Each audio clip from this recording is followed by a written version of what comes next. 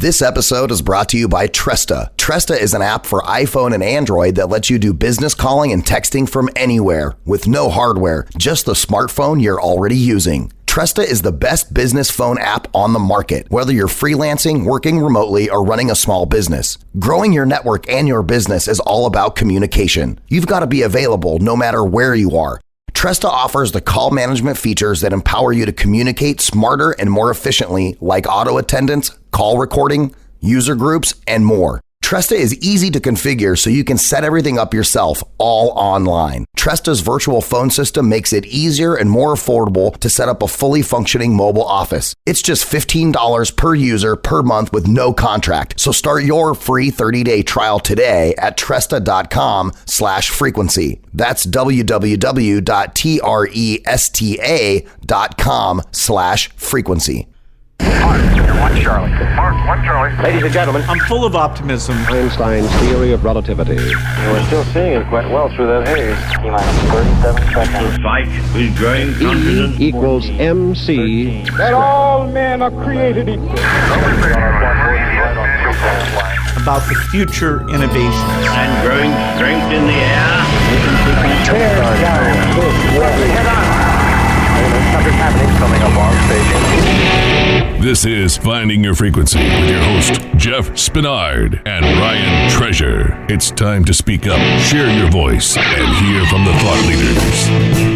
Ladies and gentlemen, welcome to another fantastic episode of Finding Your Frequency. I am your host, Ryan Treasure, and here we are in lovely Phoenix, Arizona. Springtime, it's beautiful outside, and it's Finding Your Frequency, and we're right here to bring you a fantastic episode. You know, so many times we sit on these interviews and we talk so much about business and entrepreneurship and different components of parenting and screen time, and talk to people like Josh and Lisa Lannon, who are Rich Dad Advisors, who write the book The Social Capitalist, and really find out how people found their frequency in life and in business and decided to do what they do. And we're still going to continue that theme in the show today, except for we're going to take a little twist here, and we're going to go down the path of talking about a different industry than we've generally talked about here on the show. And so the title of this episode is Vino Bandito, right? So vino, wine, Pinot Noir, Zinfandel, Syrah, Sauvignon Blanc, all of those fun things, right? As you guys know, wine is a very large industry in the United States, and I live here in Arizona.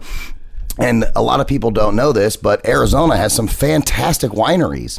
And so today we're going to talk to the owner and winemaker of Vino Bandito that's in Arizona. She's also a board member of the Arizona Wine Growers Association. So we want to welcome Brooke to the show. Brooke, welcome. Thank you, Ryan. How are you today? I'm fantastic. It's mid-afternoon, so that means it's like the hump part of the regular day.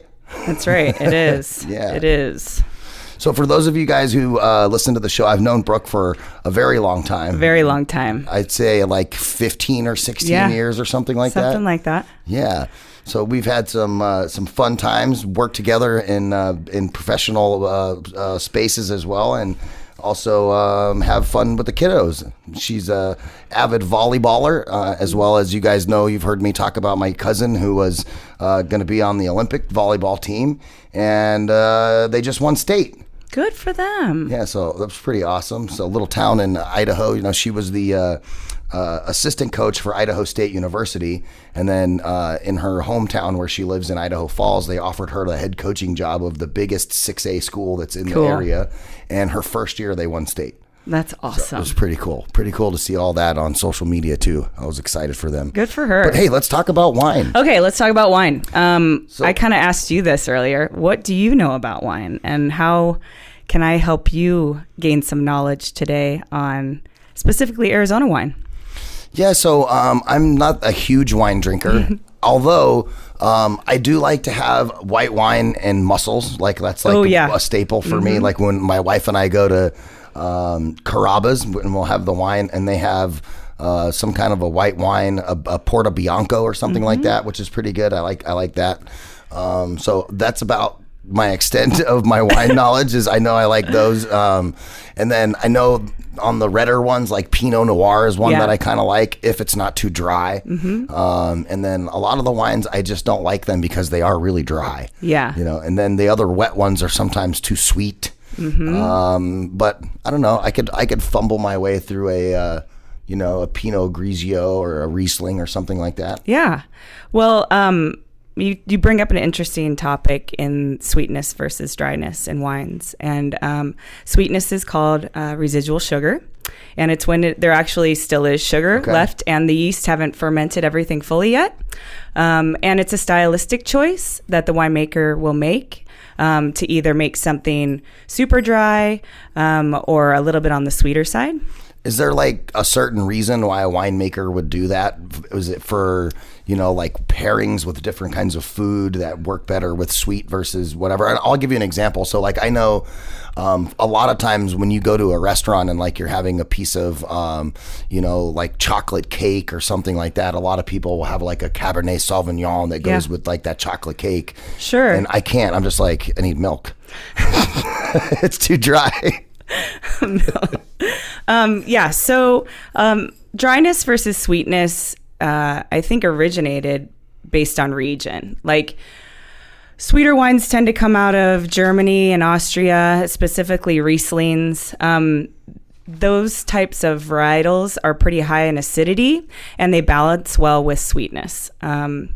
So that stylistic choice might be made. There's also dessert wines or ports where brandy is added before the fermentation is completed. I haven't had one of those. That sounds good. Yeah, and those are really good with dessert as well. Do those ones have a higher alcohol content Yes. because of the added brandy? Exactly. Okay. And then I've seen some other ones like at the store where you look at them and they're like a blended wine where it's not one specific kind, like a Pinot or a Zinf or whatever, but it might be like a Pinot Zinf Syrah, like all mixed together. What's the point of that?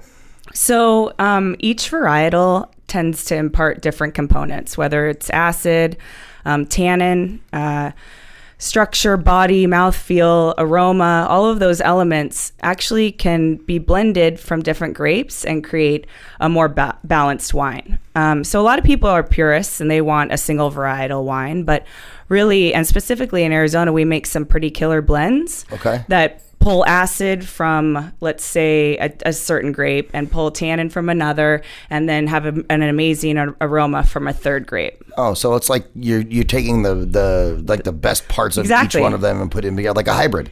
Yeah, exactly. So, we've had a whole bunch of like CBD and medical marijuana shows on here. So we've talked about that, like the hybrid versions of medical marijuana and the flowers and how they blend them together for different, effect and those kind of things. So that's kind of very similar in that space. And it's no different. I mean, it's plants that you're basically hybriding the same as you would with any other plant. I went to the Amadio Ranch Farms on Monday, to pick up a chicken pot pie because they make like fresh scratch. Their chickens are from the farm. The vegetables, everything's all from the farm. And he has a peach orchard there. And so what I thought was really cool is we had a late freeze in our wintertime. And so he tried to use this old method where you use overhead water sprinklers to basically set the buds in the frozen icicles so they won't fall off or get too brittle. And then over time, as the ice melts, it's supposed to retain them. And unfortunately, he lost 20 trees worth of buds from that, even though he tried to use that area. But what I thought was cool is he's like, I just cut them all down. And I went and found a better varietal, and he's grafting the varietals that are better, suited for the freezing temperatures to the actual trunks of the original trees, which I thought was really interesting. So when I went there yesterday, they had all these, like little mini trees sticking out of the big trees. So we do that in viticulture as well. Nice. There was a phenomenon, a disease phenomenon called phylloxera, which is a root louse that kills vines. And vines that are native to the United States are immune to this disease, but they are not in Europe, where most Vitis vinifera is the technical, I guess, name for grapevines. So during the 1800s, some plant scientists brought over rootstock and cuttings of American grapevines, and phylloxera was on these grapevines, and it spread all throughout Europe and killed 80% of the vineyards. So the solution, what they came up with, was grafting Vitis vinifera on American rootstock, because the American rootstock is resistant to phylloxera. So most of the vineyards that are... So we saved France twice?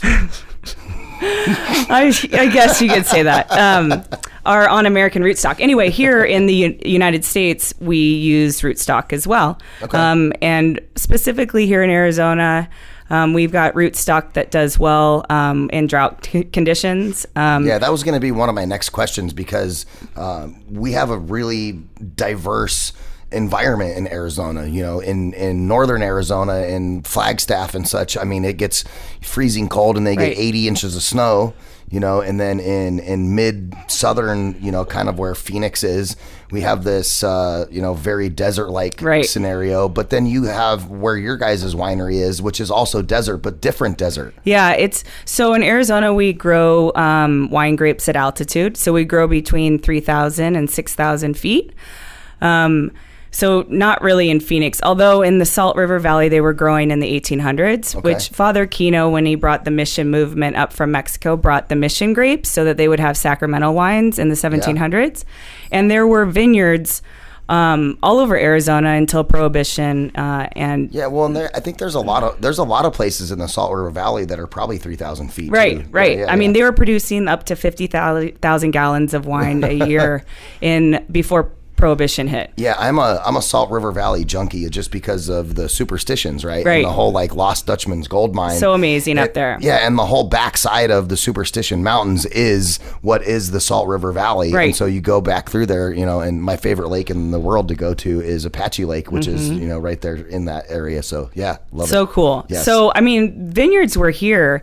Arizona was one of the few states that adopted Prohibition early. For some crazy reason. It's because Utah's north of us. Maybe that's it. And so it wasn't until 1933 when Prohibition ended that the industry could kind of come back online.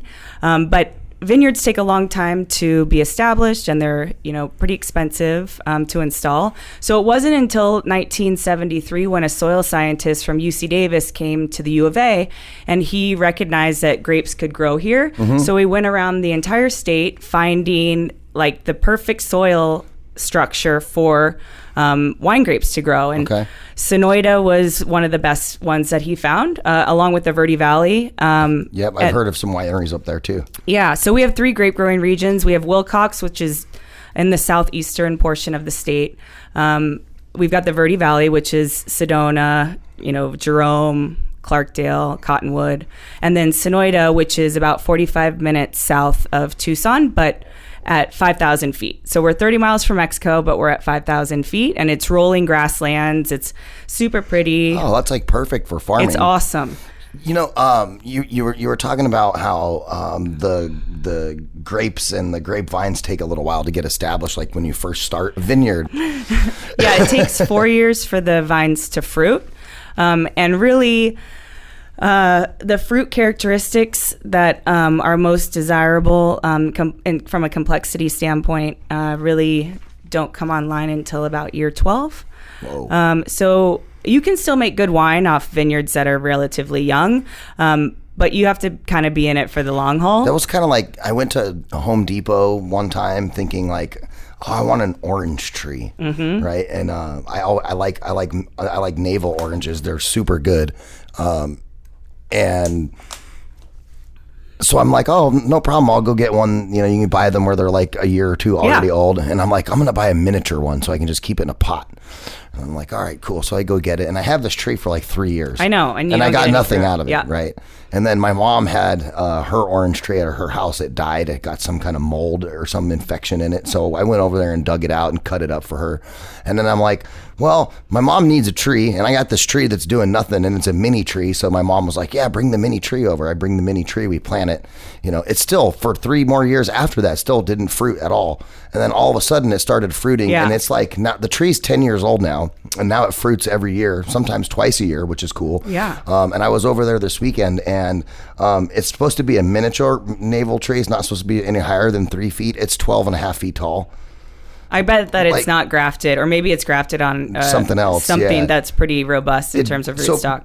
And I'm glad you brought up grafting, because that's kind of cool. You were talking about the rootstock, but do they ever graft like actual grape vines together like they do, like where you've seen? There's hybrids. Yeah, where you've seen like half, and it's like the tree is half lime and half lemon, and they've grafted it together. I'm sure they could do that. I haven't seen that. I've seen it more from like a plant production standpoint, like the pathology, bringing characteristics of, like they do that up in, grapevines grow in all 50 states, which is pretty cool. So like up in Michigan, up in that area, they grow hybrids, which will take a little characteristic from this varietal, a little characteristic from this varietal, and then the varietal, the baby, takes on those elements, and it's more resistant. How are they? An example, right, is most other plants, if you have a plant species A and plant species B, but they're like cousins, you can take pollen from one and add that to the flower of the other one, and then you'll eventually get like a crossbreed of the two of them in one. How does that work with grapes? It's more of a breeding program. Well, grapes are self-flowering, so they don't need to be pollinated like by another male. They don't they're like tomatoes are self-pollinating, right? Well, most tomatoes, but they have characteristics from a vine, and then they will breed that vine and add another vine to maybe graft it, and then from that point forward it will take on, like Sauvignon Blanc, the parent of that is Cabernet, or maybe it's the reverse of that, but a lot of these varietals have been bred to create different varietals. Well, that's pretty cool. Yeah. I guess it's a good thing, because nobody wants to drink like the same kind of wine all the time. Or you want wines that are going to be a good expression of the region that they're in, right? And resilient to whatever. Like here in Arizona, we have problems with late spring frost, like you were talking about, the peach trees. We have that in grapevines too. So we want varietals that bud out late, like around March, maybe April, May, later in the season, depending on where in the state you're growing. But we also have monsoon season, so the last thing you really want with grapevines is like torrential rains right when they're ready to be harvested, because it can cause a lot of rot issues. Oh yeah. Hail events can wipe out a vineyard. Oh yeah, totally. Yeah. You would lose your whole growing season. So you want varietals that bud out late but ripen quickly, so that you can pick them right before the monsoon comes, or before it gets too gnarly, because you don't want fruit to have to hang all the way through monsoon season. Like last year we got hit with a hurricane, like a legit hurricane. It came up from Mexico, that right? Came up from Mexico, because Sonoita, where we are, is like just east of the Baja, the apex of the Baja. And we got like 5.5 inches in 2 days. That's it was insane. But it was cold rain, so that fruit dried out and it didn't get rotty and gross. I thought that we were going to lose everything. I thought we were done. That's good. I was depressed. I was drinking a lot of wine, sitting in my little winery. Well, at least you had something to drink.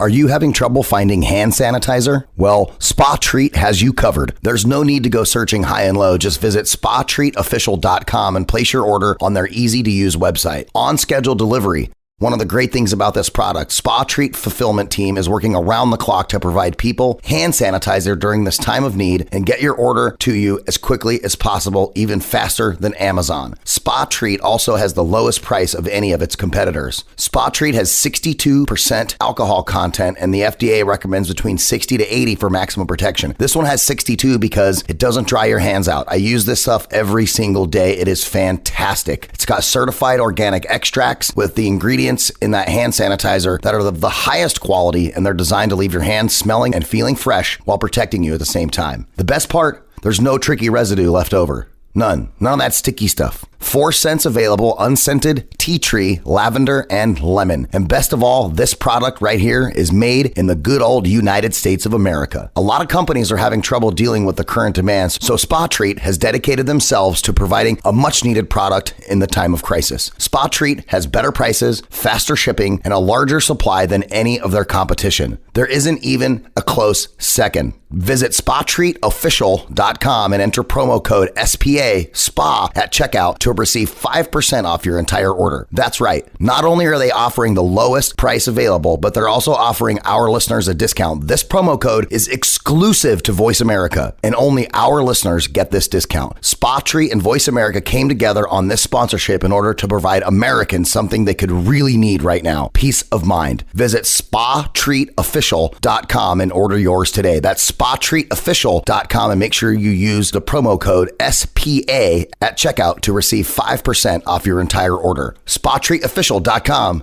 Get your awesome hand sanitizer. You know, you were talking about the 3 different regions in Arizona that have wineries and that grow grapes and all that stuff. Is there a specific thing that each region does better than another one? Like, and then part 2 of that question is, do you guys from the different regions ever have like a gathering of sorts so you guys can mind meld and see what's going on in Sonoyta versus, you know, Verde Valley, and how different varietals are growing? And absolutely, because it's two, like those specifically are way completely different, different environments. Yeah, so like Sonoyta, Spanish varietals do good down there, and some Rhone varietals. Spanish, like Grenache does great. Graciano is wonderful. Petit Verdot does good. I would say Wilcox, well, let me back up and say that there's between 40 and 50 varietals planted in the state right now. So that's a lot of grapes. It's a lot of different grapes, right? Growing in different soils. And again, it takes a while to really see what the mature fruit is going to look like. And farming practices come into account too with that.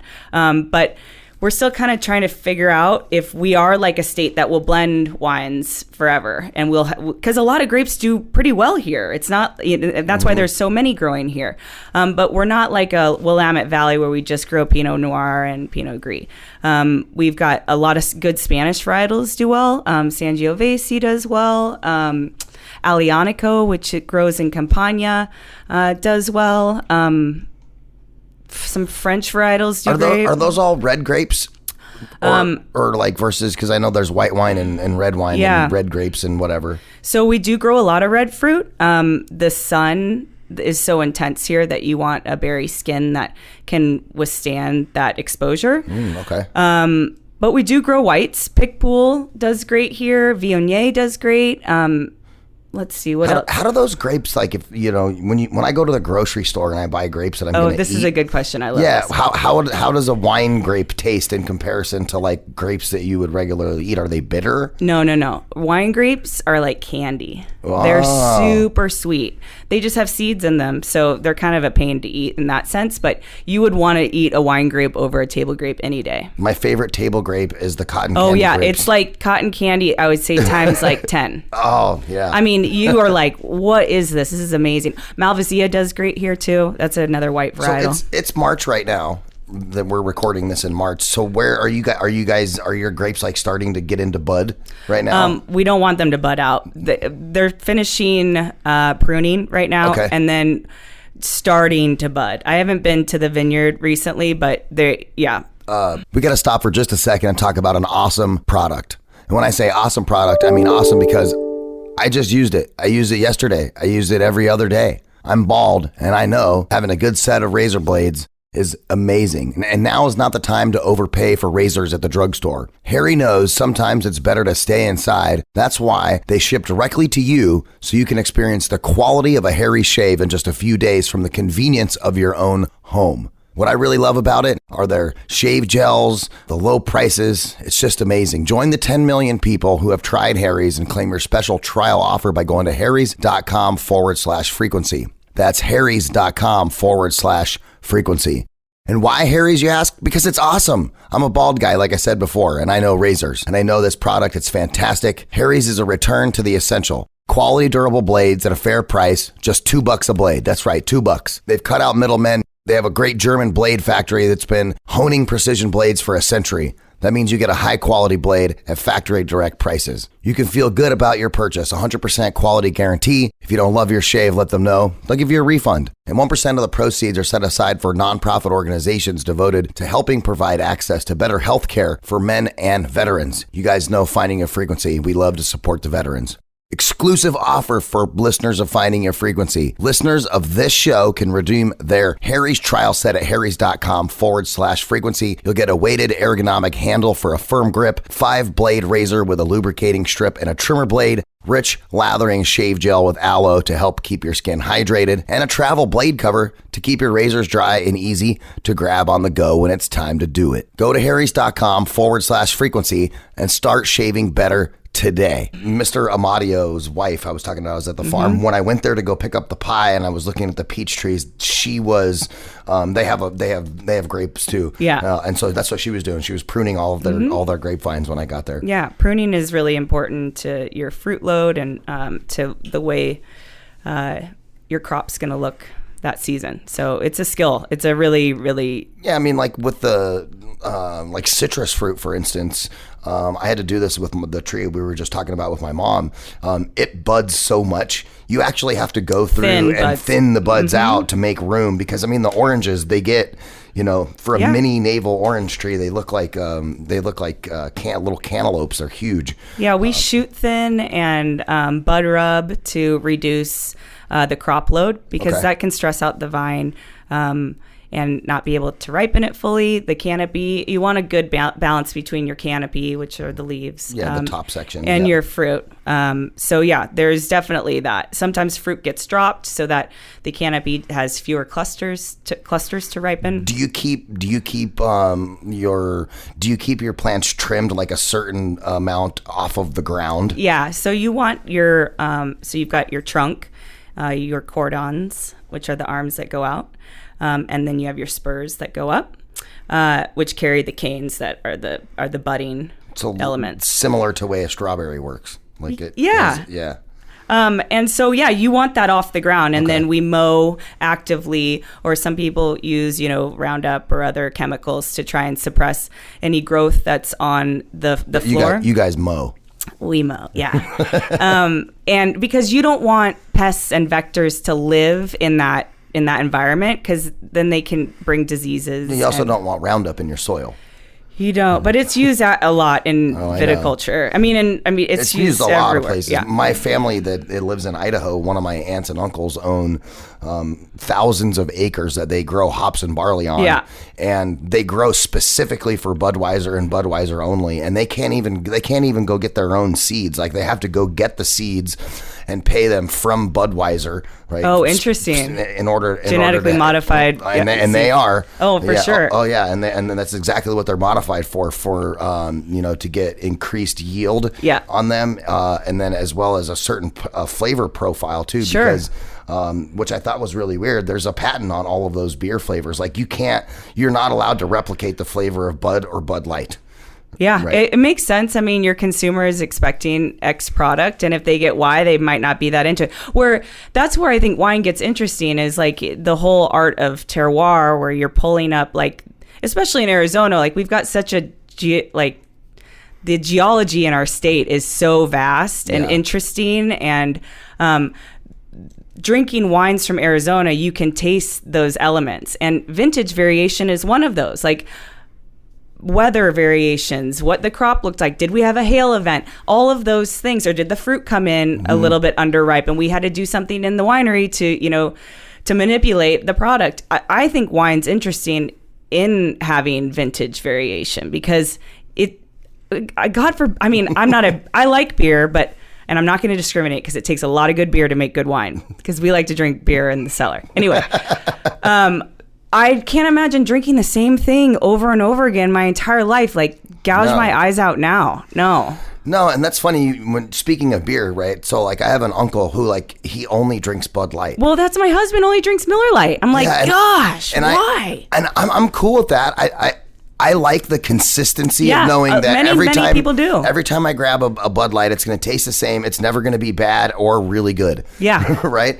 But then there's times I'm like, no, today I'm getting some Modelo. I'm going to make Chelada. Totally. You know, and try to mix it up because I get bored. Well, like, what do you like do you like tequila? Do you like? I mean. My kick right now is I'm making what's called Michelada. I make it with Dos Equis Amber. Yeah, loved Dos Equis right? Amber. Okay. One shot of vodka. Oh. And then mixed with what's called Mr. Chelada, which is the Michelada mix that I get from the carniceria. And then I mix that together and make a drink and then salt it. Yum. It's fantastic. Okay. And in my head, I know this is not the truth because my wife tells me all the time. I'm like, well, if I'm adding all of these healthy ingredients and that to my beer, well, then I'm really just my biggest health concern is just the total number of carbohydrates that's in the beer, not necessarily, any other factor or calories maybe that might be in there. So I feel like I'm drinking healthy beer when I do that. Well, keep telling yourself that. That's what my wife said too. Keep telling yourself that. No, but I think she's like a total IPA snob. Oh yeah. So my best friend in California is too. I mean, like, and hoppy, like pretty gnarly beers. If I run out of beer at home and there's anything left and it's like hers, like sometimes I won't even have any beer. I'm like, I'm good. You're good. Yeah. Yeah, I mean, to each their own. I think that's what this all is about. But I mean, back to wine, like I think people can get super snooty on wine, and I don't think it needs to be like that. It's an agricultural product that people have been drinking for 10,000 years, yes, there's a lot of science that goes into it. There's a lot of creativity, but really you're relying on some yeast to ferment some sugars and make it into an alcohol. And then you put it in whatever vessel you want to age it in. People have been doing that particular thing with all kinds of different fruits for a long time. Time. People make like orange and limoncello, which is kind of the same idea, which is fantastic, by the way. I know, I like limoncello. It's good. But yeah, I mean, like, it's just, I love the... back to how we knew each other, being in corporate America, sitting behind a desk, like that just wasn't for me anymore. I couldn't do it anymore. I mean, I was an athlete and loved manual labor and told my husband that I was like kind of over sitting at a desk. And he was like, really? Like now?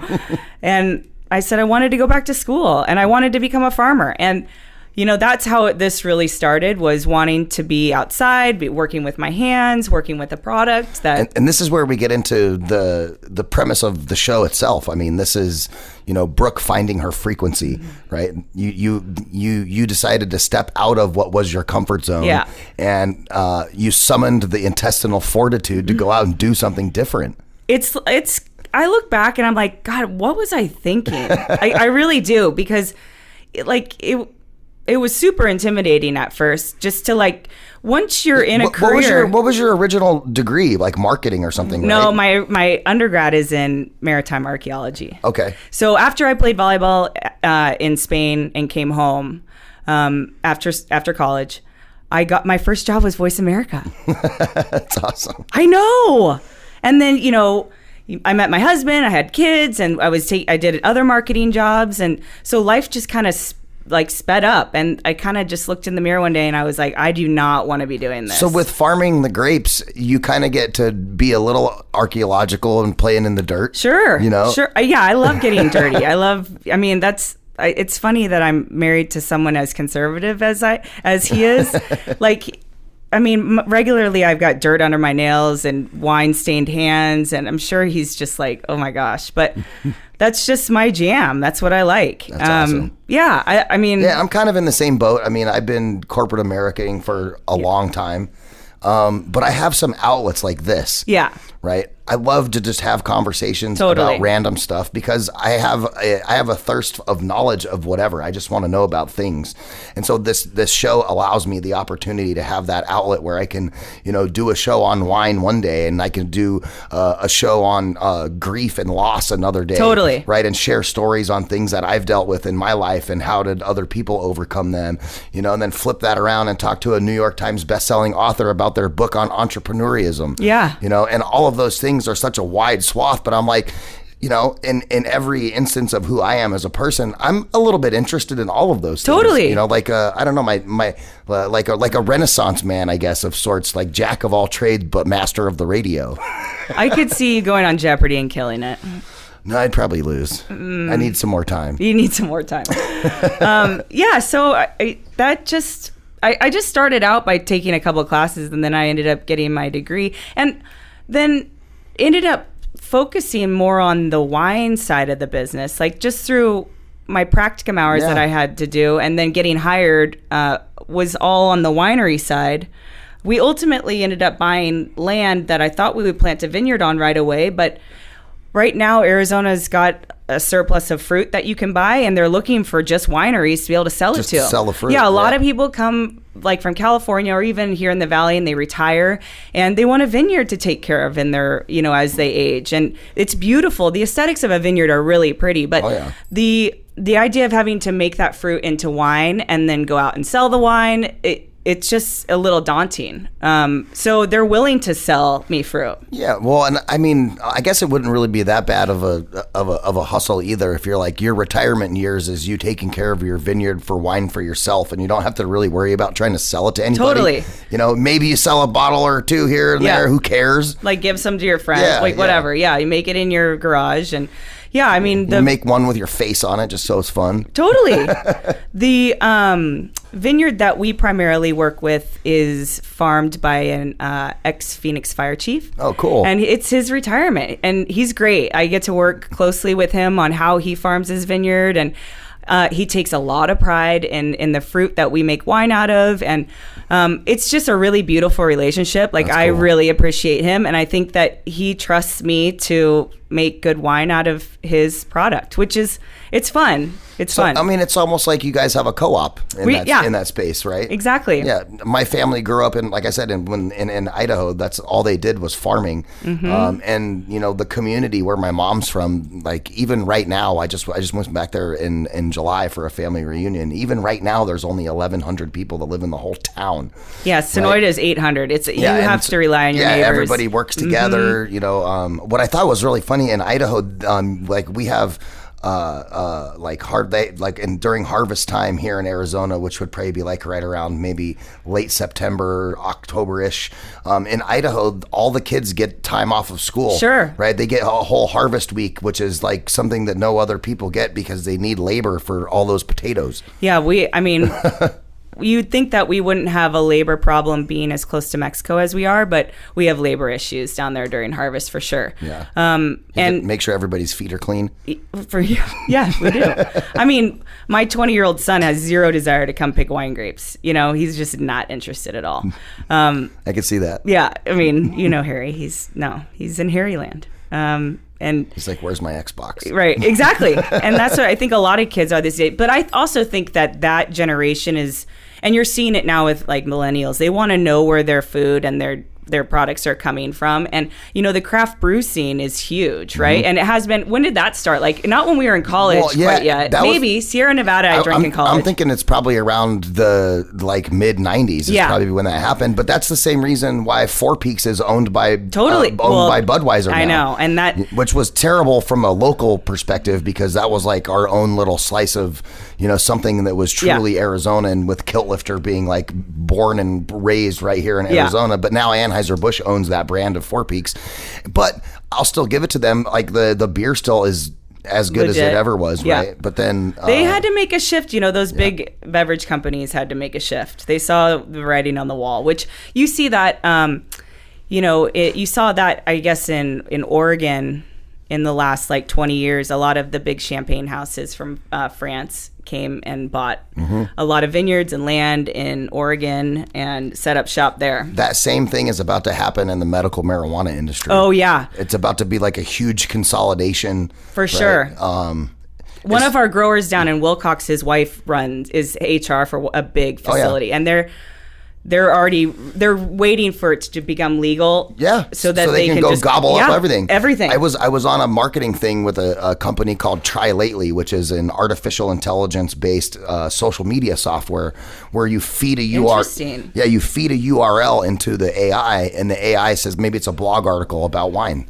right? The AI goes through and it'll curate for you 50 posts, 50 social media posts off of whatever. Of just the content in that article? And then maybe you have 4 or 5 pictures that you took and you go plop them through and you say, rotate these 5 pictures.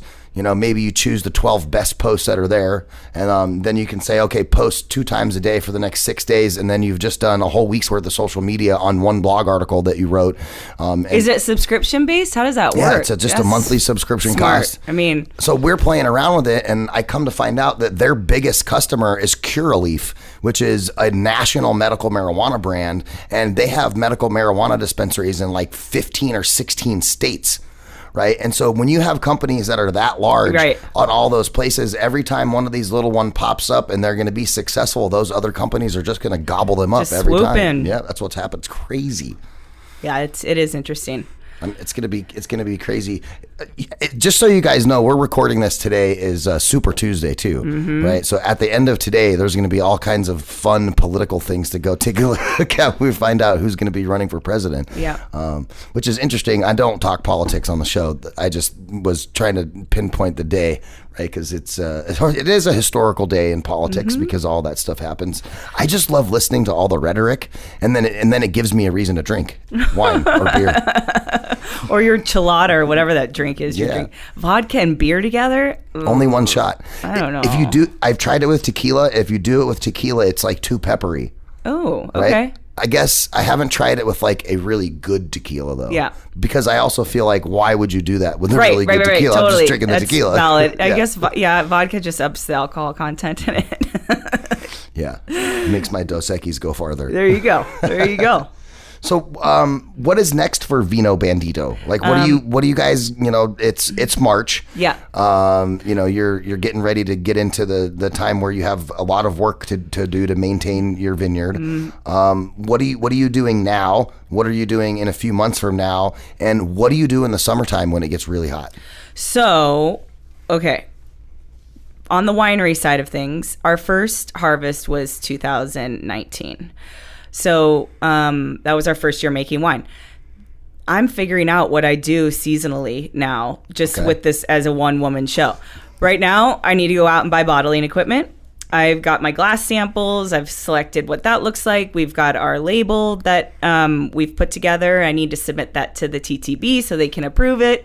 There's a lot of like fine detail stuff you have to go through, to get legal.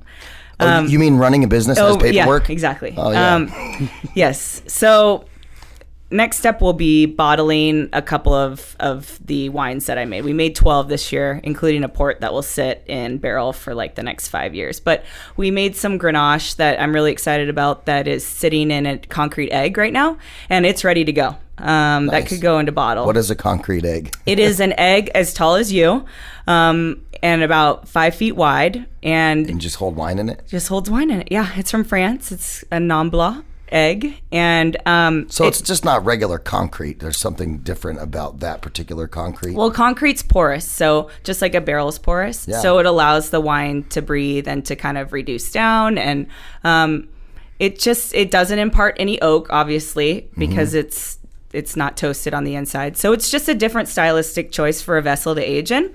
So that wine, I think, is ready to go into bottle. And then we have to decide if we're going to, what we're going to sell through distribution, what we're going to sell directly to consumer. So the whole sales component is I got to figure that out. I got to figure out how to sell 1,000 cases of wine I just made. But I'm excited. Don't you just do like an e-commerce store? So that's what David said too. We're talking about, yes. I mean, that's just a fraction of it. Yeah. Right. Because people want to taste wine before they buy it, Well, no, that was like the Trident Winery that you and I were talking about that my Arizona grandmother's son-in-law started with his wife. And that was actually some of the fun part about that is being able to go up to Pine, go hang out with them for the day, They would make like some kind of a food, something that was all super nice, or some cheese and whatever cuts. Charcuterie, all that kind of stuff. And then what I thought was interesting about their wine is their wine wasn't even made from grapes. It was made from like ocotillo flowers and all these other like obscure local. That one was really weird tasting to me. They had a blueberry wine that was made out of blueberries and strawberries. It was amazing. I still have 3 bottles at my house. I don't want to open them because they taste that good. That's cool. I'm sure you guys have some of your wines that you're like, this is the bomb.com right here. Yeah, I think some stuff, you only have a first chance. What is it? A first chance to make a first impression, whatever, something like that.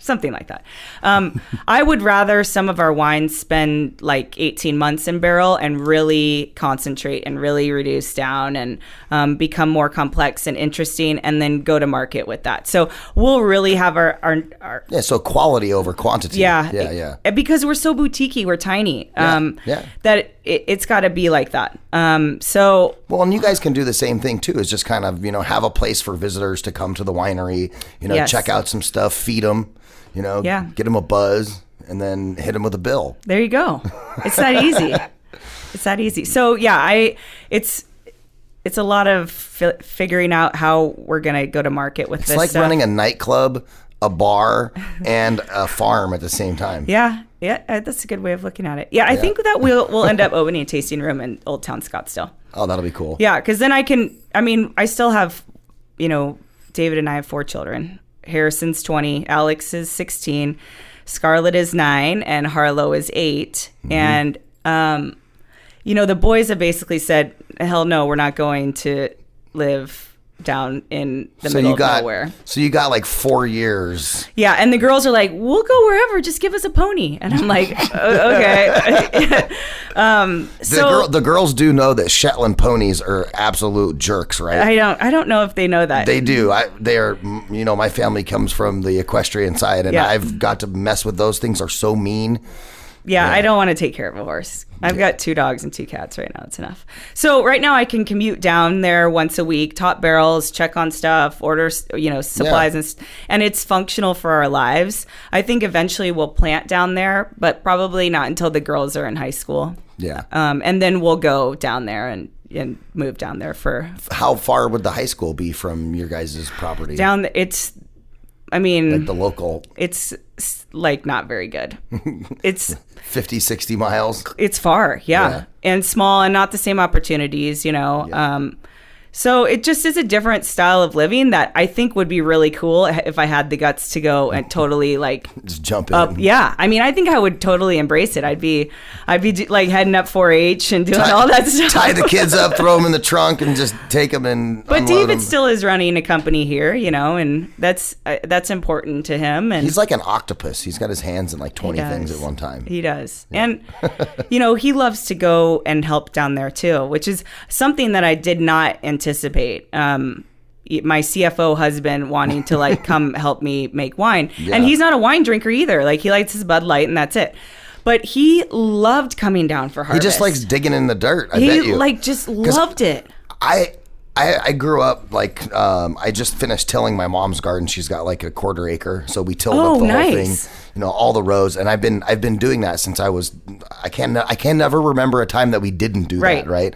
And because my mom came from a farming community, and so I absolutely love the idea of growing my own food. I know. I had a gnarly garden at my own house. Yeah, you did. For a while until I had Marley. Yeah. And then it got to the point where the upkeep on my home garden, and I'm a techie, so this sucker was on timers and drip systems, and I could control it through Raspberry Pi with an app on my phone. Of course you could. Right, and do all of that kind of stuff, and just the maintenance behind that type, it just got out of control, and I'm just so now I have no garden. I have one basil plant that I grow in the backyard, and it's a special basil because I actually got it. It's a wild purple basil plant. Yum. I cloned it, right? I didn't take the roots from where we found it. I just sliced a piece off of it and I cloned that plant. Cool. And I've now had that plant for 12 years now. Really? Yep. And every time it starts to get funky on me, I just clone it again. There you go. And then that's my That's my the go-to. extent of your gardening at home. It's because I like pasta and I love to make like for sure. The Italian food, and that specific basil only tastes the way I want it to taste in those dishes. So what a basil snob you are. yeah, I guess. Yeah, but my mom, on the other hand, we have all kinds of stuff. We're doing, all your standard spring stuff, and I love it. The sweet peas are already blooming, and we got all kinds of fun stuff going on. I'm gonna do this summer. I'm gonna build some raised beds down at the winery. I need to talk to you about irrigation. I can help with that. I know. I'm gonna take you up on that. Your right? husband and I have already talked about this. Oh, perfect. He was like, so you'll come down to Sonoita for like a weekend maybe and like help us out with some stuff, because I guess you guys have some planters that you wanted to do. Yeah, I can help you out with all that stuff. Perfect. I'm really good at dirt. Okay. I know the dirt for grapes. the grapes. I know the dirt for like regular gardening. Yeah, it's pretty clayey down there. It's like you can make it work. Yeah.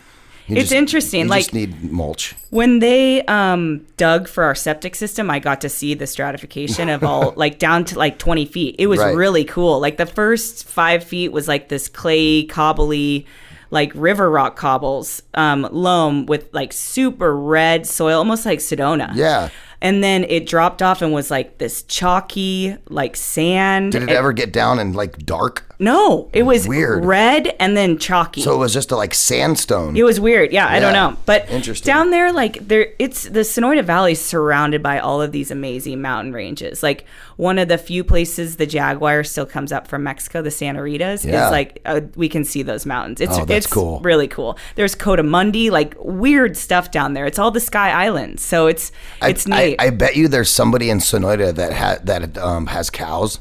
Oh, it's cattle ranching. Then there's antelope, wild antelope herds, and vineyards, and that's what it looks like. The reason I say that is for all of your non-grape stuff that you want to grow. All you need to do is mix that existing soil with the manure from the local farmers, and it'll be voila. It'll be magical. Great. I actually had the most success in my gardening time, not even using soil. I grew in straight mulch and manure, and I didn't use soil at all. And what was really cool about that method of growing is you go through a whole bunch of wet-dry cycles with your root balls, like really fast, and so it can make your plants grow, and it's so nutrient-rich with all the other stuff. And so we're doing that in my mom's raised bed right now. She has 2 raised beds on top of the other garden, because my mom's converting because she's older, and so she's like, I don't want to bend. I don't want to bend down on the rows anymore. Yeah. So we started off with 2 raised beds, and so each year we're going to add a couple of more, and get to the point where she just has raised beds, which means I won't have to till anymore, which is kind of exciting, I guess, for me, because that's a whole weekend of manual labor. That's good for you, Ryan. You're still young. It's fun. I enjoy it too. That's good time with your mom, I'm sure. Well, I just like driving the machinery. I love driving a forklift. It's like, I love it. Yeah, it's funny. And tractors are super fun too. I think because I didn't grow up with anything like that. Like I was raised by a single mom who was a businesswoman. Like we didn't have, my dad comes from, like, we still have about 200 acres in Illinois of corn and soybean that's been in our family just there for like since the 1800s. It's pretty cool, but that is like super Monsanto land, like commercial farmed, like it is a business. It's down to, it's interesting to go watch farming on that scale. Yeah, let's see. I have 40 acres in Seligman, Arizona. Where is that? I've seen it on a map. It's like in between Ash Fork and Kingman on the 40. Oh, they grow wine grapes up there. Do they? Yeah. There's a vineyard up out of Kingman. Okay, yeah, so it gets like snow and all that. Yeah. I'm not sure what we're going to do with that place yet. Do you have water? No, I have nothing. Water you need. Although grapes are a great low water use crop, which is wonderful for Arizona. The water table's pretty low. Is there. It? Yeah. So you could probably drill an on-site well for probably $6,000-$7,000. That's not bad. I've seen other places. My uncle, when he had his ranch, it was on what's now just a housing community at 19th Avenue and Jomax, right? But when I grew up, there was nothing there, right? It was just the desert. No, Jomax is where we would throw the keg in the back of the truck and go hang out and have a boondocker. Out in the desert. Yeah. Yeah. So my uncle owned like 40, almost 50 acres over there. And so all of those houses that are built on that corner, my uncle owned all that land. And when they first built their house, it was a horse ranch because it was really close to Turf Paradise. Oh, yeah. They had to, their well cost them $30,000 because they had to go through all this crazy rock and it was like super deep. But yeah, water's important. Yeah.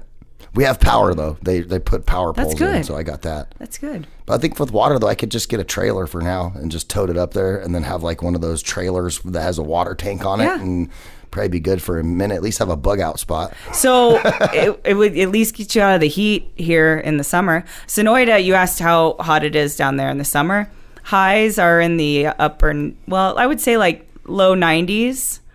And 50 at night. It's really nice. Oh, that's huge temperature swing. So, fun fact for you. Because of the high desert? Arizona, it's called a diurnal shift, and it's the temperature difference between day and night. And Arizona has the second highest diurnal shift next to Argentina, which, Arizona gets compared to California a lot, but wines should not be compared to California wines because we grow at altitude. They're more like Chilean and Argentinian wines. Right. But yeah, 40 to 50 degrees is not uncommon in Arizona. We're dealing with that right now. Yeah. Like even in Phoenix, right? Like this morning it was 38 or 39 degrees. Over by you? Over in Levine when I left. Yeah. Like my truck is telling me, I'm like, that's cold. Really that cold? I was like, I had like mist on the side of the truck, and then it's like 75 degrees outside right now. Yeah. And I'm just, this is one of the weird times of the year for Arizona. But I also, my two favorite times of year in Arizona is coming out of winter and going into spring, and then coming out of summer and moving into the fall, like in October. Yeah, that's the best. October is amazing. Yeah, I just, luckily I was born in October too. So see, that's a good time of year to have a birthday. And then we got married in October too, and I did that on purpose so I wouldn't forget my anniversary. Just being honest. And I was at your wedding. I know. I remember. I can't. Massively pregnant at the time. No, I appreciate you being on. Do you guys have social media pages and stuff set up for the We winery? have an Instagram at Vino Bandito. You can follow my journey there, my one-woman show journey of shoveling tons and tons of fruit. While we have a forklift, we don't have a fruit elevator or a hopper, so I literally shoveled. Can't use the forklift to lift the... Yeah, but I don't have a tilt on it. So I literally shoveled 33,000 pounds of fruit last September. I hope you have a big shovel. It was the buckets and shovels and one of those big wide ones. I'm lifting weights to get ready for next harvest. I'm not going in out of shape. That's funny. My cousin Judd in Idaho used to say the same thing because you can't mess around. Well, what if I get hurt? Like, who's going to do anything? Well, and that's what he would do. He's like, I got to do spud week, and it's like right in the middle of football season and all that. And so he's like, all right, I'm going to start in June and get myself all ready to go. Totally. Yeah. So I can understand that. Yeah. Get in shape. So Vino Bandito, awesome. Brooke, thank you for joining us on the show today. She's the owner and winemaker at Vino Bandito and also on the board of directors of the Arizona Wine Growers Association. Make sure you go check them out at Vino Bandito on Instagram. Follow what Brooke's got going on. I can attest, just knowing her for such a long time, she's a great person. So whatever she's working on, she's got her 110% cap on, that's for sure. Ryan. So I appreciate that. Thank you. Yeah. Well, once we have wine in bottle, I'll bring you some. Awesome. And I'll make you a wine snob. Maybe you can convert me. It's not that I don't like wine. I'm just really picky about the wine that I drink. Well, let's find that wine. Let's do it. Thank you for having me today. We appreciate you being on. Thank you. Ladies and gentlemen, you're tuned in to Finding Your Frequency right here on the Voice America Talk Radio Network. Make sure that if you're listening on your favorite podcatcher device or application, whatever that may be, you give us 5 stars because they're way better than 4. And it really makes me sad if I get less than 5 stars, and it makes me feel like I'm not doing a good job for you guys, the listeners. And of course, if there's ever anything you guys want to talk about, you can email us at info@voiceamerica.com. Follow me on Twitter at Radio Ryan1, at VoiceAmericaTRN, and of course, go check out the website, findingfrequency.net. And stay tuned because we'll be back next week with some more fantastic episodes right here on Finding Your Frequency.